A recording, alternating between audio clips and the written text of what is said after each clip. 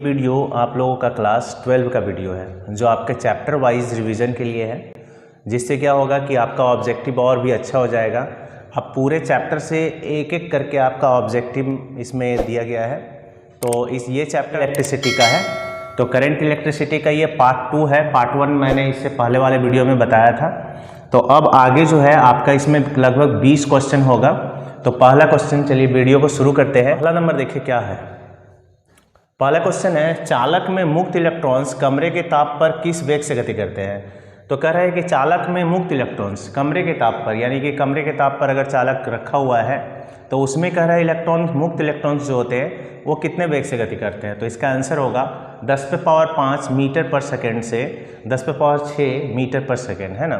तो जब दूसरा है, जब चालक पर विद्युत क्षेत्र आरोपित ना हो, यानी कि जब चालक पर हम कोई विद्युत क्षेत्र आरोपित नहीं कर रहे हैं तो इलेक्ट्रॉन का औसत तापीय वेग क्या होता है। तो उस समय औसत तापीय वेग उसका 0 होता है, और यही कारण है कि चालक से कोई धारा प्रवाहित नहीं होती है। तीसरा देखिए, जब चालक के सिरों पर विद्युत क्षेत्र आरोपित करते हैं, इसमें तो आरोपित नहीं किया गया था, लेकिन जैसे ही चालक के सिरों पर आरोपित करते हैं विद्युत क्षेत्र, तो मुक्त इलेक्ट्रॉन की गति किधर होती है। तो आरोपित विद्युत क्षेत्र के विपरीत दिशा में। आपको एक चीज याद रखना है, तो यहाँ पर याद रखना है कि अगर विद्युत क्षेत्र आरोपित इस दिशा में किया गया है तो इलेक्ट्रॉन्स का जो दिशा होगा वो इस दिशा में, उसका विपरीत दिशा में होगा। ठीक है, याद रखना है। इसमें लिखा है मुक्त इलेक्ट्रॉन्स पहले गति नहीं करता है, ठीक है, पहले वहाँ पे गति तो करता है। यहाँ लिखा है चालक में मुक्त इलेक्ट्रॉन कमरे के ताप पर वेग से गति करता है, लेकिन वो क्या है, एक दूसरे से इतने टकराते हैं कि उनका तापीय वेग 0 हो जाता है। तो यहाँ पे अब कह रहा है कि जब हम उस पर विद्युत क्षेत्र आरोपित करते हैं तो क्या होता है। तो विद्युत क्षेत्र जब आरोपित करते हैं तो वो मुक्त इलेक्ट्रॉन्स जो है विद्युत क्षेत्र के विपरीत दिशा में गति करने लगते हैं। ठीक है, चौथा क्वेश्चन है, आरोपित विद्युत क्षेत्र के विपरीत दिशा में अल्प समय के लिए। कह रहा है कि जब आरोपित विद्युत क्षेत्र के विपरीत दिशा में जब वो गति करता है, त्वरित होता है, तो उस समय क्या, थोड़ा देर के लिए वो एक वेग प्राप्त करता है, इलेक्ट्रॉन, मुक्त इलेक्ट्रॉन अतिरिक्त वेग प्राप्त करता है। इस अतिरिक्त वेग को क्या कहते हैं। तो इस अतिरिक्त वेग को हम लोग अपवाह वेग कहते हैं। चालक में इलेक्ट्रॉन्स के अपवाह वेग की दिशा किधर होती है। तो अभी वहाँ भी बताए हम, और यहाँ भी, कि आरोपित विद्युत क्षेत्र के विपरीत दिशा में। यानी आरोपित विद्युत क्षेत्र अगर इधर है तो याद रखना है कि मुक्त इलेक्ट्रॉन्स की दिशा इधर होगी। ठीक है, उसके बाद अपवाह वेग का सूत्र क्या होता है। तो अपवाह वेग का फॉर्मूला होता है VD बराबर EE, छोटी e बड़ी E टाउ है अब बाय m। इसमें टाउ क्या है, टाउ है औसत समय अंतराल। औसत समय अंतराल यानी कि जो समय उसको एक जगह से दूसरे जगह जाने में जो समय लग रहा है, और m क्या है, इलेक्ट्रॉन का द्रव्यमान। E तो जान ही रहे हैं विद्युत क्षेत्र की तीव्रता, जो विद्युत क्षेत्र आरोपित है वो, और छोटी e हो गया इलेक्ट्रॉन का आवेश। अपवाह वेग का परिमाण कितना होता है। तो 10⁻⁻5 मीटर पर सेकेंड।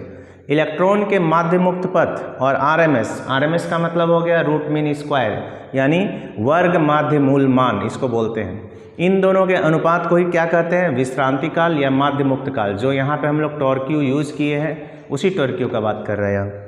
माध्य मुक्त काल का मान कितना होता है। तो इसका मान होता है 10⁻14 सेकेंड। नियत ताप दाब विकृति पर चालक के सिरों पर आरोपित विभवांतर चालक में क्या होता है। तो प्रवाहित धारा के समानुपाती। यानी कहना है कि यदि कोई चालक है तो चालक के सिरे पर जो आरोपित विभवांतर है वो चालक के सिरों के, चालक में जो प्रवाहित धारा होती है उसके समानुपाती होता है। ठीक, इसी कथन को हम लोग क्या कहते हैं, ओम का नियम। याद रखना है, यही कथन ओम का नियम होता है। ठीक है, आगे का क्वेश्चन देखिए 12 नंबर से 12 नंबर। ओम के नियम से, ओम के नियम से हम लोग जानते हैं कि V समानुपाती क्या होता है, I। तो समानुपाती का जैसे ही सिंबल हटाते हैं तो एक नियतांक आता है जिसे हम लोग R कहते हैं। तो क्वेश्चन में कह रहा है कि R क्या है। तो R नियतांक है, और इसे हम लोग क्या कहते हैं, प्रतिरोध, जिसको आप रेसिस्टर भी बोलते हैं। ठीक है, तो चालक का प्रतिरोध किस पर निर्भर नहीं करता।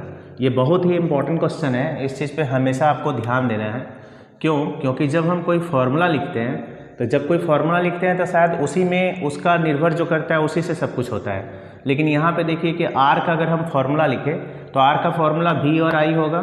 तो हमको लग रहा है कि वो विभवांतर और धारा के अनुपात पर निर्भर करता है। नहीं, यहाँ पे साफ साफ लिखा है कि चालक का प्रतिरोध किस पर निर्भर नहीं करता। तो V और I के मान पर निर्भर नहीं करता। बहुत इंपॉर्टेंट है।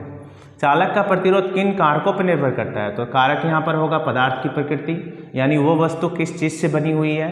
बीमा मतलब कि तार अगर कोई चालक है तो वो मोटा है कि पतला है, इस पर निर्भर करता है। और उस चालक के ताप पर, यानी चालक का ताप कितना है, इस पर भी निर्भर करता है। अगला क्वेश्चन है, चालक के सिरों पर आरोपित विभवांतर और प्रवाहित धारा के अनुपात को क्या कहते हैं? तो ये प्रतिरोध कहते हैं, इसका लिखा हुआ भी है। प्रतिरोध का मात्रक क्या होता है? तो प्रतिरोध का मात्रक ओम होता है, और यहाँ पर जो मात्रक निकाला गया है वो इस आधार पर निकाला गया है, V विभवांतर का वोल्ट और धारा का एम्पियर। तो इस सूत्र से आप यहाँ एक चीज़ याद भी रख सकते हैं कि 1 ओम बराबर होता है 1 वोल्ट प्रति एम्पियर। ठीक है।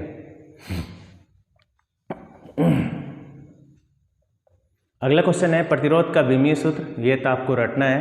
किसी पदार्थ ऐसे आप निकालने के लिए अगर हम इसका वीडियो बनाना हो तो इसका भी बना देंगे, निकालने का विमीय सूत्र कैसे निकालते हैं। अगर आप भूल गए हैं तो एक बार इसको भी बना देंगे। किसी पदार्थ के प्रतिरोध के व्युत्क्रम को क्या कहते हैं? तो किसी पदार्थ के प्रतिरोध के व्युत्क्रम को चालकता कहते हैं। चालकता बराबर होगा 1 प्रतिरोध। तो इसको G से सूचित करते हैं, याद रखना चालकता को G से सूचित करना है, G बराबर 1/R। अब चालकता का ऐसे ही मात्रक, तो यहाँ हम लोग प्रतिरोध का ऐसे ही मात्रक हम ओम लिखे थे, तो ओम यहाँ नीचे आ जाएगा, इस सूत्र से नीचे आ जाएगा। तो जब हम ओम को ऊपर ले आएंगे तो ओम इन्वर्स हो जाएगा माइनस में, और इसको हम लोग सीमन बोलते हैं या महो बोलते हैं। सीमन का स्पेलिंग भी है, एस से सूचित करते हैं। प्रतिरोधकता या विशिष्ट प्रतिरोध का सूत्र क्या होता है? तो रो बराबर होगा RA/L। अब इसका ऐसा ही मात्रक तो ओम मीटर होता है। प्रतिरोधकता का विमीय सूत्र तो ये होता है। ठीक है, विमीय सूत्र एक बार बता देंगे आप लोगों को। तो आप लोग का टोटल 23 MCQ हुआ। ये याद रखना है कि करंट इलेक्ट्रिसिटी का दूसरा पार्ट है, अब इसका तीसरा पार्ट